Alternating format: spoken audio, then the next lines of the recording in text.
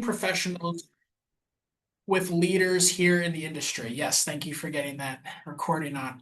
At this time, our grid is continuing to evolve rapidly and demand is accelerating. It's more important than ever for the next generation to understand not just where this industry is going, but how they can play an active role in it. It's my pleasure to introduce today Speaker Abigail Ross Harper.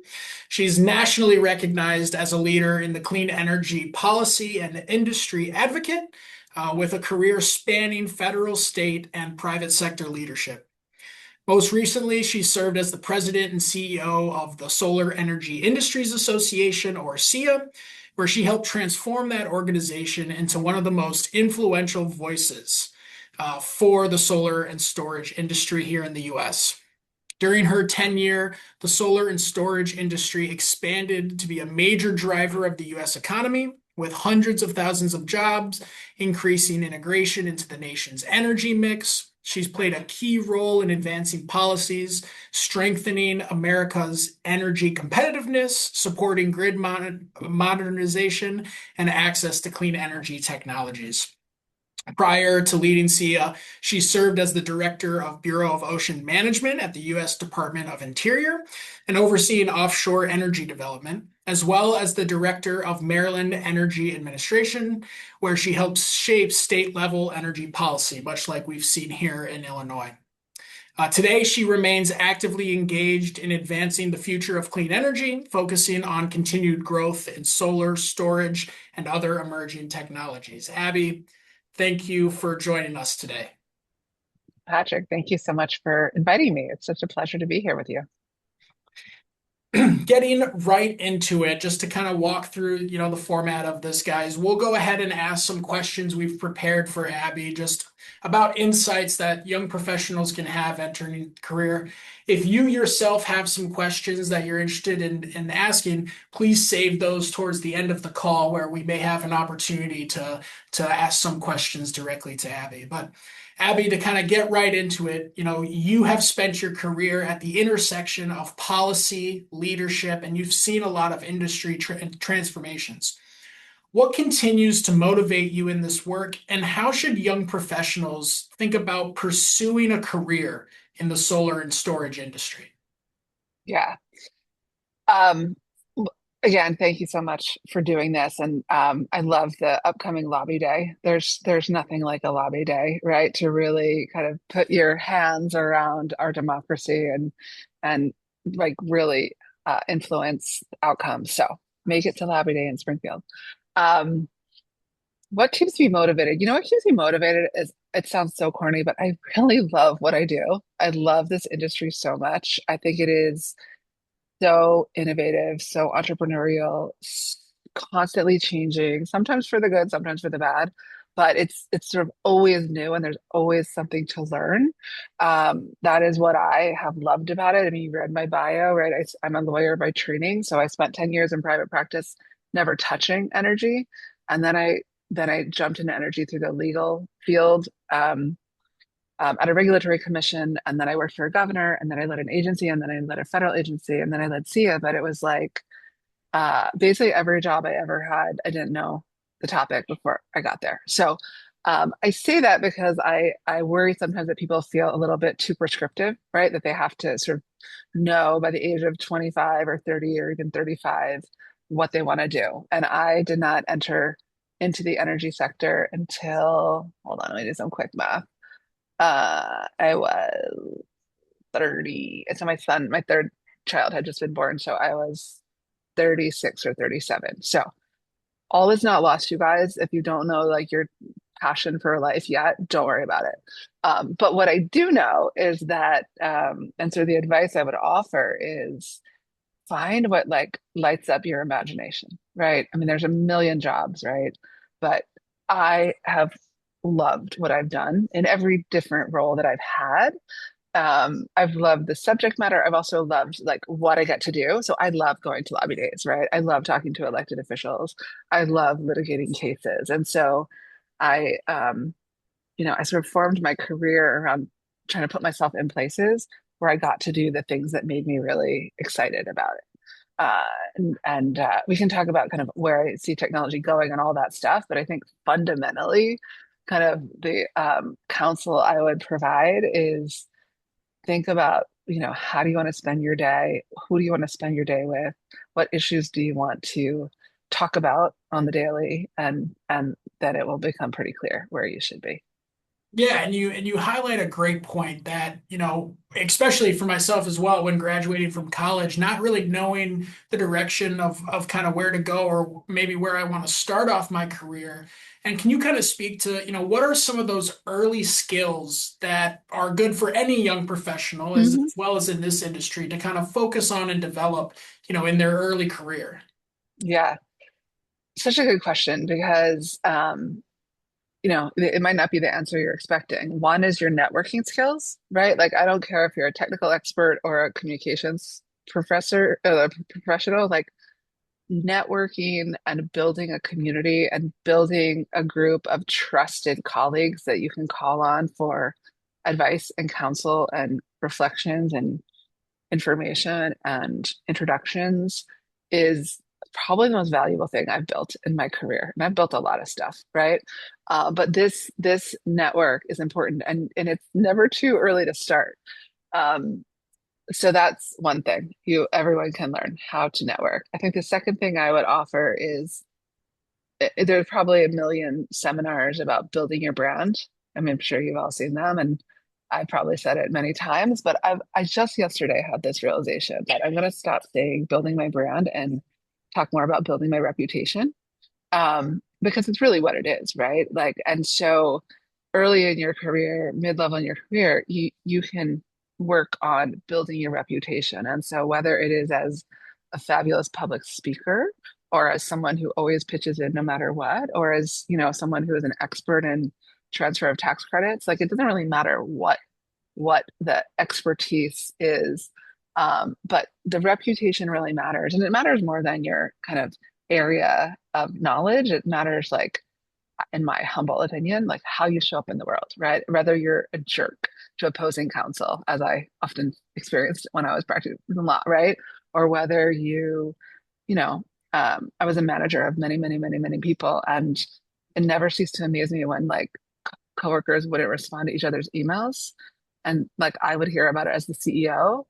It's probably not something you want. That's not a reputation you want, right? Especially early on in your career to be like someone who's not responsive to others on your team. So those are just two examples. I would say the third is strong communication skills. And the ways that we are communicating these days are varied and many. And so for me, going to law school, I'm a very strong writer, right? Like that was my craft. I had to be a good writer.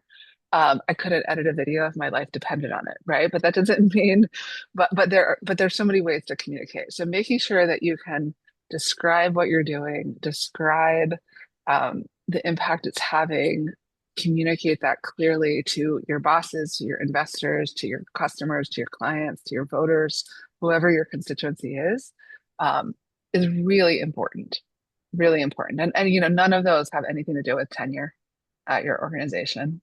None of Yeah. them.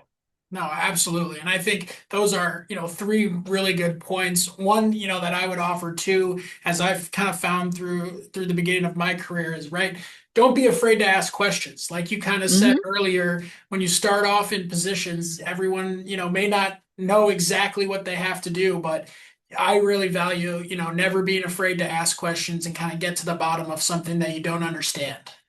Yeah. The other that I'm going to build on that. I ask a ton of questions, and I'm very confident asking. I'm very comfortable asking questions. The thing I've noticed as a supervisor and a manager is I really value my colleagues who sort of come not only with a problem but with a solution or a couple proposed solutions. And when you go to law school, you learn this acronym IRAC. It's like identification. Don't remember what the other things are, but you identify the problem, right? But it's only the first step. There's three more that follow. I feel like a lot of people kind of get stuck on number one. They're like, Abby, here's a problem. And I'm like, dude, that is like, it literally is your job to solve this. And so I learned as a young associate in my law firm, like, I was good at identifying the problems, and then I would take to my managing partners. we have a problem with X. We can solve it this way, and this is what I recommend, but and this is why. But there's maybe two other options that you might want to consider. I've been Take it shocked at how initiative. few people do that. Yeah. No, yeah, take it initiative. It's a good thing to Yeah, do early yeah, on. it is. People notice. Awesome. Yeah. Well, looking ahead, there is a rapid growth of renewables across the country and specifically here in Illinois. We've seen a rise in storage. There's a rise in energy demand from data centers. What would, you advise for young professionals who are outside of this industry? And I know we Mhm. kind of covered networking, getting familiar, but what would you say to people kind of outside this industry looking in and wanting to understand, is this something that's going to be around 10, 15 years, or is this just a blip in the Illinois economy? Yeah, no, I mean, it's going to be around for the rest of our lives. There's no doubt in my mind, right? Because our entire economy depends upon it, right? It's not an optional thing. Um, but I would say, sort of, both for people in the industry already and people thinking about coming into the industry, sort of understanding some of the larger market trends at play is really important. And so, by that, I mean, you cannot walk 5 feet in our industry today without hearing like tripping over data centers, right? Like, hello, Captain Obvious, data centers are increasing electricity demand. But like taking that a step farther and thinking like, oh, okay, so what if you're a policy person? What are the policy solutions to data center demand? Is it bring your own load? Is it bring your own transmission? Right? And what kind of things would have to change at, I forget if you have a public service commission or whatever you call it there. What has to change there? Or maybe you're a technologist and you're like, oh, well, what if there was a chip that could follow demand on the grid and make the grid more flexible, right? Like in its infrastructure, not in a policy. Or maybe you're a communications person and you're like, you know what? Those data center moratoriums are happening all over the country. We should probably get ahead of this, right? We should probably figure out the right community outreach and strategy to address that. And so, I think for me is like taking, like lifting your head up and saying, okay, data, we have increasing demand from data centers, but like, what does that mean for all of the other parts of our sector? And what are some of the solutions? And like, kind of sort of, I'm a huge hockey fan. So like, getting to where the puck's going, not where, not the huddle where it is right now. Yeah, no, I think that's great. And that's exactly things that, as a shameless plug here, right? Joining groups like ISEA and JSP, we are actively involved in those efforts and Hmm. those are great opportunities to really get into a high level of detail, but it gets back to what you were saying earlier. Networking. There are likely people on this call, people throughout the industry that are participating in that and getting back to asking questions and kind of learning more. So I think Hmm. that's great. Hmm. Specifically, kind of focusing on Illinois, we have passed the Clean and Reliable Grid Affordability Act, SERGA, and we're seeing states start to take a more active role in shaping how renewables and storage get developed and applied in their state. From your national perspective, what does the legislation like SERGA signal about the future of clean energy development? And what opportunities, does that create for this next generation? Yeah. I think it sends a very clear statement that the clean energy transition is not dependent solely on federal policy and that, whiplash changes at the federal level. I'm sitting in Washington, D.C. right now. Like there wasn't a building right there. I could see the White House, but there's a building in between us. That's not going to change anytime soon. Like if the D's get back in power, we're going to swing back the other way and then we'll go like this. And so I think it's why I started. Well, I was going to say it's why I started my career. I started my career in state policy because that's where I had a job. That's dramatic at the gut. But states have such an influence on our energy markets. And so I think it is both illustrative of that, right? We saw this when Trump was elected the first time in 2016 and the 2018 governor's races, right? You had in the Midwest sort of these climate governors that all won and have pushed incredibly progressive policy. I think we're going to see it again. I think there's 33 governors on the ballot in November. We just obviously had two others that just were elected. And so I think you're going to see states standing up to lead and say, you know what? whatever. We can't wait for Washington. We're gonna keep moving. And so I think it's both strong, like it's a strong message about the um, kind of the future of the clean energy industry, the importance of state policy.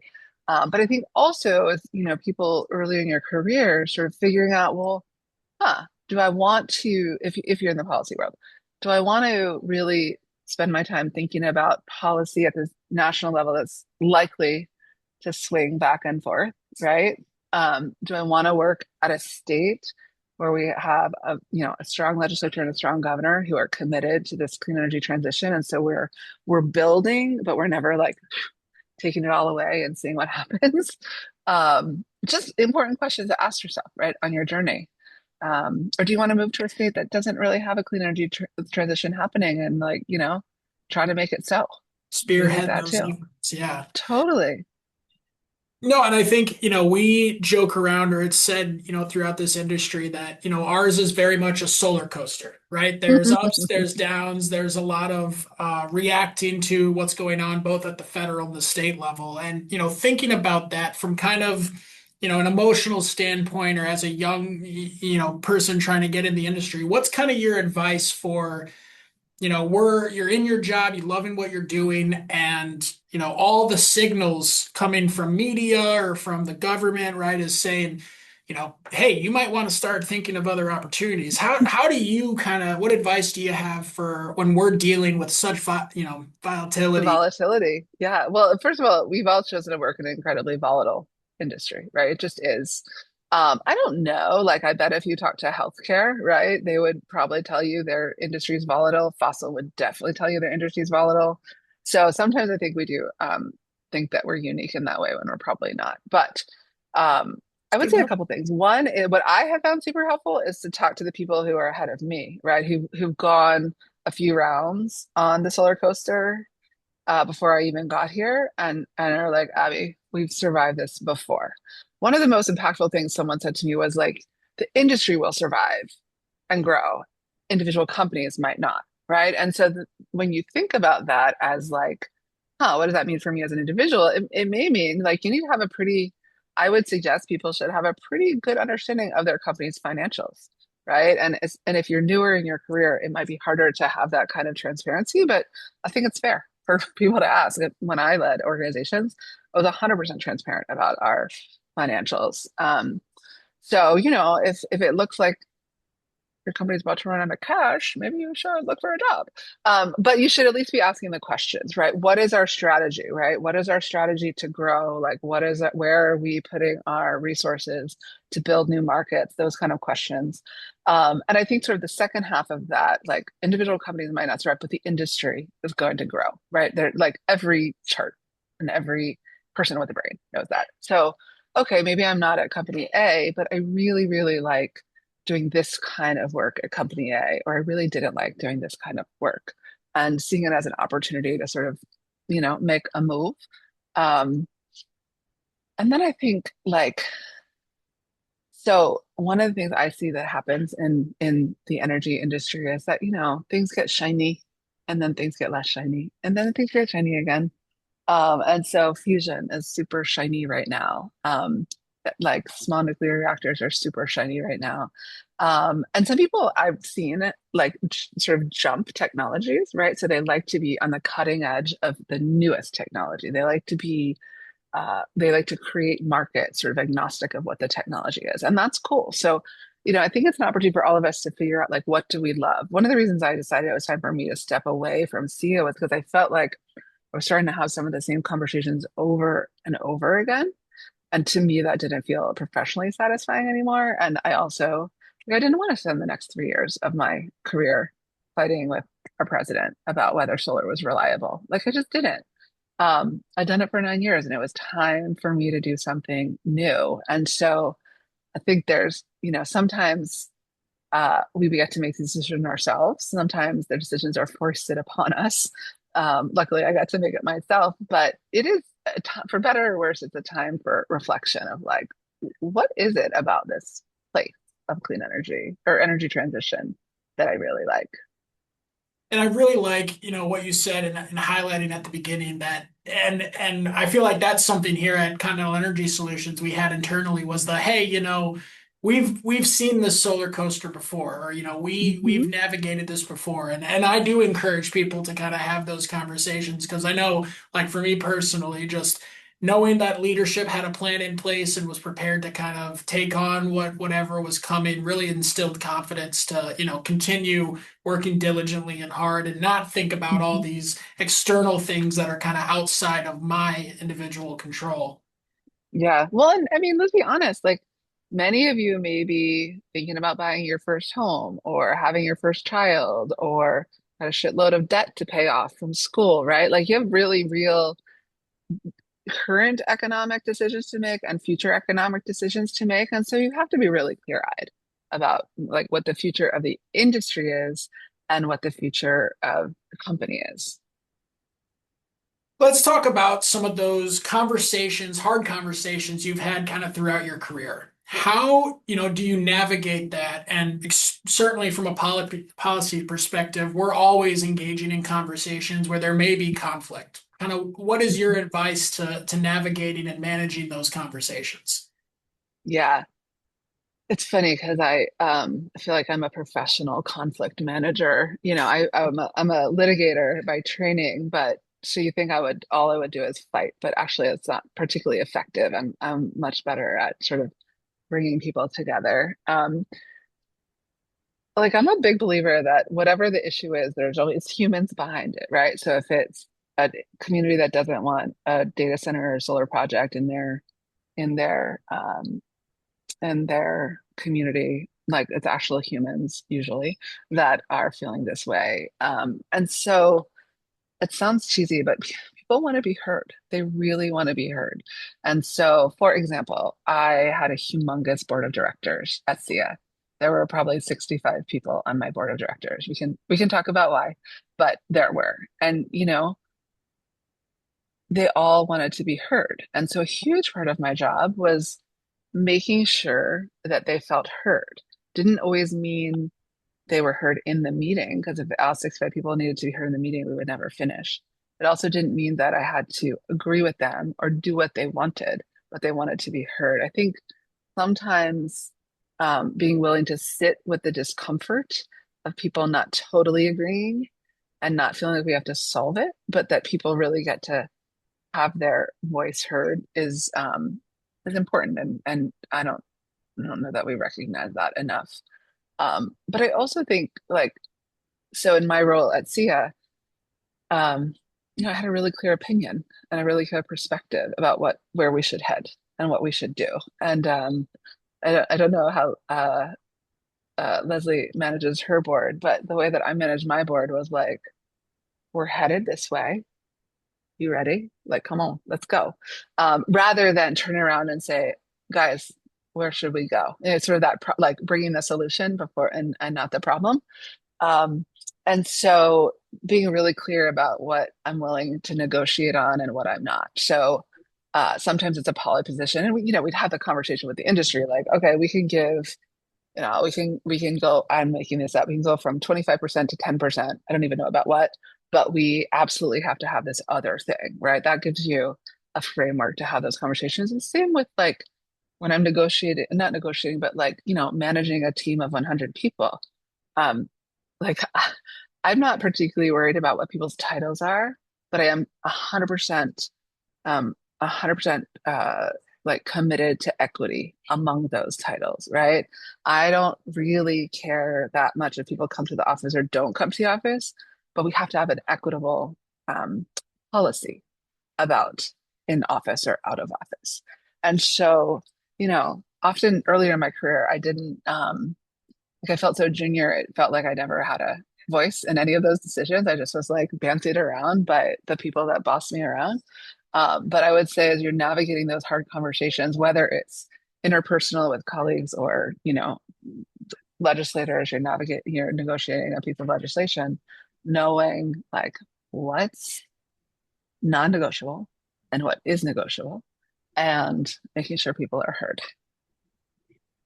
a lot of us, may be at companies where they're bringing on interns or a lot younger individuals kind of into the industry. And there's, Mhm. been a ton of conversation about this graduating class and what companies are looking for and kind of those new hires.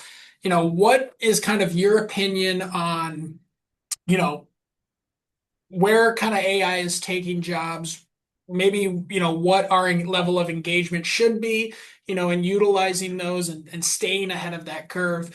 And then Mhm. also for, everyone as we prepare to kind of take on new interns and those younger people, what should we kind of be looking to them to help make sure they feel comfortable kind of entering this industry and feeling strong?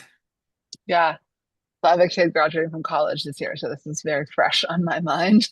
Um, and I had one that graduated from college last year. She has a job, so I feel like at least I'm batting 1,000 so far in terms of kids graduating and getting jobs. But by May 24th, I'll be batting 50%. Number two doesn't have a job yet.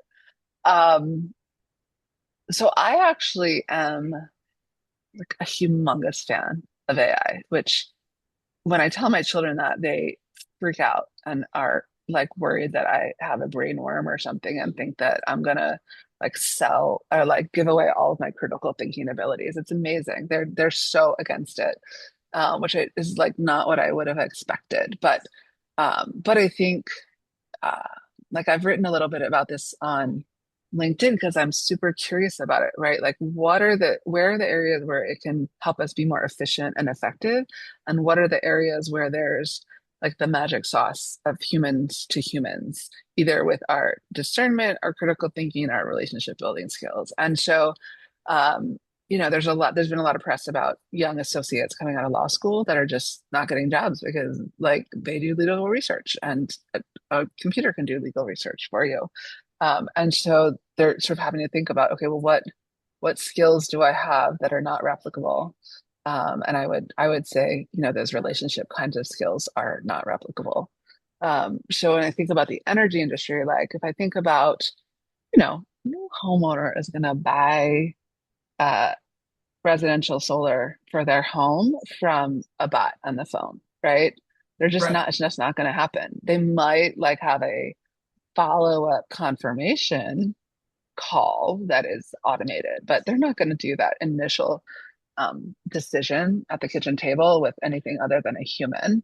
I feel the same about landowners that are leasing their lands for large scale utility projects. Like I'm sure AI can create financial models um, for performance of solar and storage projects way quicker than we can. But someone's got to figure out like what are the right assumptions, what are the right inputs, do these things that are coming out of it make sense? And so what I would say to anyone in our industry is like it's happening, like it's totally happening. And figuring out kind of where your unique human value add is really important. The thing I have found is, especially since COVID, like people are really hungry for interaction. They're really Yeah. hungry for connection, for getting together. Probably why the YPC is growing so quickly, right? It's because people want to have these conversations. They want to have them with live human beings that they can see and hear. And so, just thinking about like what parts of your job bring that human element in, um, I think is a way to sort of AI proof our roles a bit. Yeah. No, You asked and, a very, oh, go ahead. And then I have something else to say. no, yeah. I mean, I think it's been an area too where, finding where the efficiencies are, Mhm. and capitalizing on those. I mean, I know we've had applications here where it's helped saved a significant amount of time of tasks that our project managers are trying to complete, like, lining up all the RSD codes and serial numbers Mhm. into a format for utilities. Like that's something that, we've been able to automate now. And I think there are applications for it. And I like what you just highlighted on at the end there was that it gives kind of more room for you to work on those human qualities and those human strengths that, aren't something AI can do. Yeah. The human is not just like, oh, we can all be friends and share our hopes and dreams. It's like the critical thinking. Like AI is likely going to give you, here's four options, but you need someone who sort of understands, like I look at everything through the political lens, understands, well, that's actually not an option because that political over there in that town is never going to vote for it. Or, we have a supplier in our procurement like pipeline who's never going to get along with that other supplier in our procurement pipeline. And so that's actually not an option, right? Like that critical thinking, we should not undersell ourselves. You asked a different question about sort of being role models and supervisors for younger people, interns and like newly graduated folks. And I think so. One of my kids had an internship at SEIA because she had a month off. It was so dumb, and I was like, "All right, you can come, but we're not paying you." And so she had a supervisor who was probably like 25. And what she really appreciated about Claire was that Claire was like very clear about sort of what the role was and what the task was and what the outcome was. But she was also really clear about like how that is how the work that the newer person was doing is incorporated into the mission of the whole org, right? So that you're not, I remember like I would have these internships where I have to like go organize the library, right? Or like file all these things. And I was like, this is so dumb. This has nothing to do with anything. I'm just like scuttlebutt work. So I think giving, more junior people an understanding of how they can connect to the mission. The other thing is there's so many opportunities that cost $0 and zero opportunity cost to provide um, unique experiences. So like with our intern, we had interns every summer. I would always say like, is there someone you want to meet? Is there an event you want to go to? Is there a conversation you want to have that would be super impactful to your intern experience? And they would always say yes. Like some of them wanted to come to a congressional hearing. So cool. They would come when I testified. Like someone wanted to meet the CEO of fill in the blank. So I would make an introduction, or someone wanted to, go to a speech with me and like, or a dinner and sit at the table and be like, oh, this is what political lobbying is all about. Right. And so I think as you think about kind of opportunity, I mean, it sort of goes back to that like relational thing. Like people want to feel a part of, and they like if you can really ask people what's the most important thing to them out of the opportunity and then try to meet that, it's like no dollars and super super meaningful. Nice. No, absolutely, absolutely. Thinking, again ahead, and this is, like more of a speculative question, I suppose, but kind of what roles or what positions do you think are going to be, crucial to the industry over the next, 5 to 10 years? I think that's a pretty easy question because I think what I think we're seeing is sort of this breakdown of kind of siloed technical solutions into a real need for a systems solution. And so I think we're going to need both technical people that can figure out how all of these different forms of generation and forms of demand response and forms of batteries interact with each other on the grid and like, respond appropriately so we don't have brownouts and blackouts. So there's like this technical need for system integration. There's also a policy need for systems integration. And so, smart regulatory and policy and lawyers that can be like, oh, okay, in order to do that, we need to change this. I think kind of from the financial side, companies don't act unless they're going to make money, right? No company is acting out of the good of their heart. So figuring out the right financial incentives or market signals or, however your market is designed, I think um, and then sort of telling the story, right? We all know electricity prices are going up and um, I had a very senior member of the United States Senate at my board meeting in December. I think it was in December. It was in December, and his political advice, and it's sort of whatever. I won't get into the like, D or R, but it doesn't matter. His political advice was, so we all know prices are going up, and the only argument is it's their fault. He's like, I don't even care who you point to. It's just not our fault. It's their fault. And that is a very oversimplified but highly effective political message. And so I think kind of, if you're in the storytelling or the communication side, that's going to be the biggest thing. So like just circling back thematically, it is uh, integration of all of these different parts of our system, whatever lens you take at it. That's where the growth is happening, and that's where if I was coming out of school right now, I would focus. I'm actually signing up to take a continuing ed class to really understand again, like from a legal perspective, this question about jurisdiction, because there's a as soon as FERC like puts out the rules on the large load interconnects, it's like federal policy and state policy, federal jurisdiction and state jurisdiction are coming head to head. And I was like, I have time. I'm going to take the class about that. So it's not even when you're new in your career, like even as when you're not new anymore. And that brings, and that brings up a great point and kind of continuing to stay educated or kind of ahead of the Yeah. curve. If you were to suggest one book or one topic that, young professionals should focus on or go read, what would kind of be your suggestion? Um, well, as a policy, I don't really read books about our industry. I just can't. But I have read a number of books recently, sort of in the business book, like professional development world. I read two that were super interesting. One was called, appropriately for me, called Quit, knowing when to walk away or knowing when to leave or something.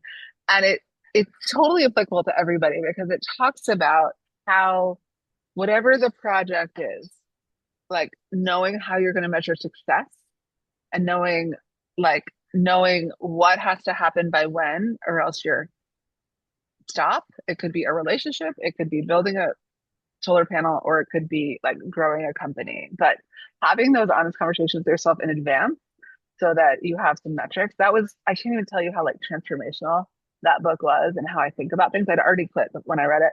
And then the other one I read recently was Atomic Habits, which many of you have probably read already. But just this sort of identifying yourself as a person that goes to the gym, not a person that goes to the gym, but like as an athlete is a very different mindset. Or like, I'm not a person who, wonders about AI. Like I'm an AI enthusiast. It sounds really silly and it's a lot better than I'm telling you. But those kinds of books I think are super, super helpful because they're really about how you perceive yourself in relationship to the work. Nice. No, yeah, very, very good. I think that, was kind of all the main questions that I Yeah. had. And I'm happy to kind of open it to anyone here. If anyone has a question they would like to ask, you can use the raise hand feature or drop it in the chat and I can ask it as well.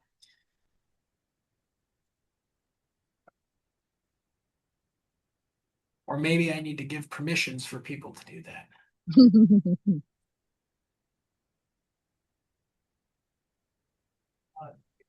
Eric, do you want us to give people the opportunity to unmute? Yes. Yeah. Yes. Oh, perfect. Kirsten, go ahead. You should be able to unmute yourself. Hey, Abby, thanks so much for coming and speaking to us today. So, I wanted to Sure. ask you a question about Surja. So, I know that Surja is still really new, but what do you think we can take from Surja? What lessons to map kind of onto a more national model or just into other states? Yeah, I mean, I think one of the things that Illinois has done so well, both with CEJA, was that with the thing before Surja? Yeah, okay. With CEJA and Surja, that's a mouthful, was really building a coalition of sort of disparate stakeholders and aligning around one ask. I mean, I'm not naive. There's always stuff around the edges, but people are effective when they have a shared vision. And so I think that model of advocacy and shared, like I'm sure there was a ton of work that took place long before there was a piece of legislation, right? And so that's the model I would suggest you can take around. I think the other thing, it is really new, but it's something that we didn't do so great in the IRA was really drawing the line between here's the piece of legislation that passed and here's the amazing outcome for your home, your community, your business, right? And like making sure as you're rolling out the legislation that sort of uh, that awareness is built into the plan.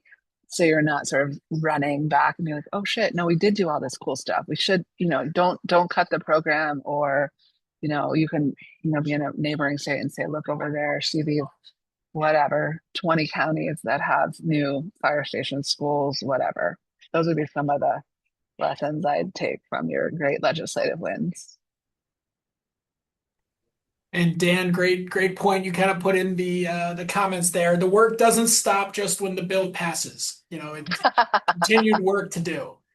So when the IRA passed, it was right before RE plus, right? RE plus 20, was it 2022? 2023, right? The 22? Yeah, 23.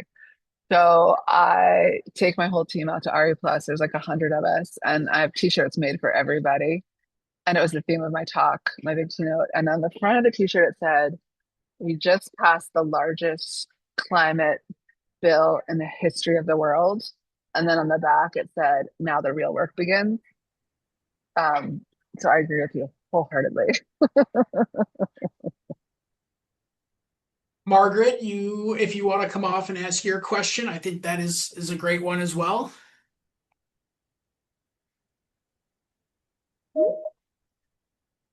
Or I'm happy to ask it as well. Margaret had asked, what skill gap do you see in most young professionals now?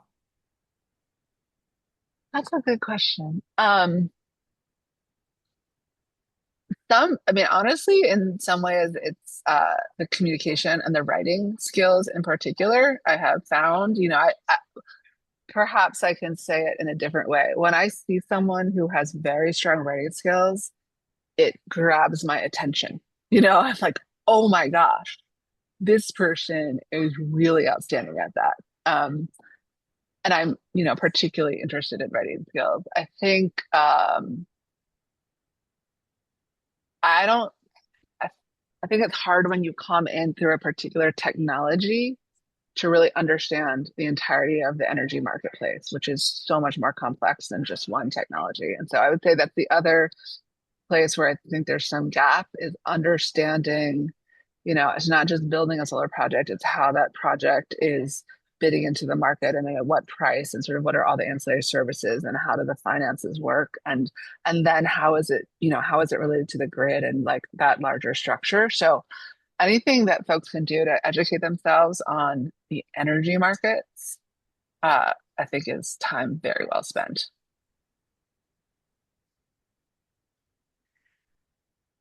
Kelly, over with RIC. Let me see if I can unmute you. Hi. Oh, there you go. Am I unmuted? Okay. Hi. You're Thank you for good. taking the time out to speak with us. My question is, what advice do you have with younger professionals who are just starting to get their feet wet with lobbying and lobby days? Um, when we're talking with legislators, or other government officials, how should we conduct ourselves, not only just with what we say, but also more soft skill aspects to those interactions?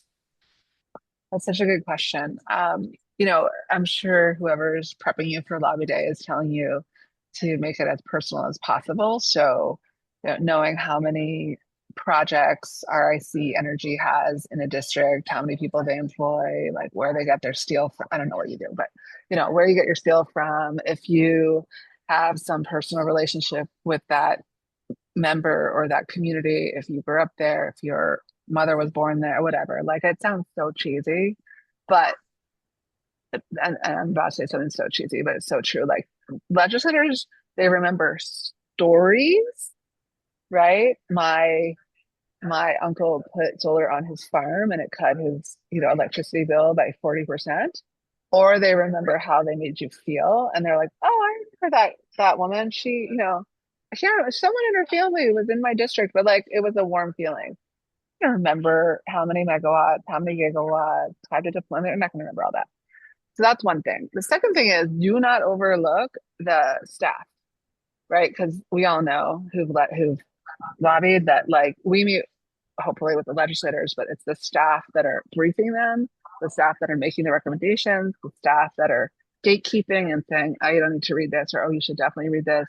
The staff that are saying, if you invite them to speak at a YPC speaker series, it's the staff that's going to say, oh, yeah, you should do this, or not even show it to their elected officials. So, um, building that relationship, getting the card, following up later, like always make sure there's something you've left unanswered so that you have a reason to follow up. It's actually good not to know every answer, right? Because then you have a natural in back. I like that. Yeah, I like that a lot. I just made that up. I mean, so I do it, but I've never said it out loud before. I've done it for years, but it's actually a thing.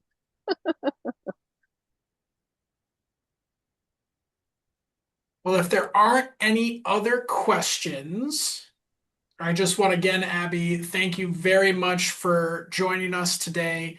I want to highlight again, just at the end here, these upcoming events that ISEA is offering.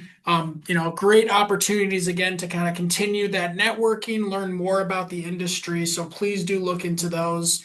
And then for anyone here who is not currently a YPC member, we've highlighted some of these today, but here are 5 reasons we would like to think why it's great to be a YPC member.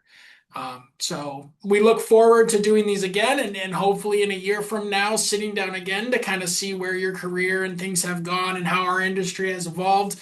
But again, on behalf of ISEA, on behalf of the Young Professionals Council, Abby, I just want to thank you again for joining us today and My pleasure. participating in this speaker series. Absolutely. Good luck. And I will make this a sincere offer. Like the networking should continue. If I was you, I would follow up with me on LinkedIn. I would figure something that I talked about or that you have a question about and send me a note. And I promise you I will get back to you. You'll be shocked at how many people never take me up on that offer. Well, there you go. That's for All myself and right. everyone here.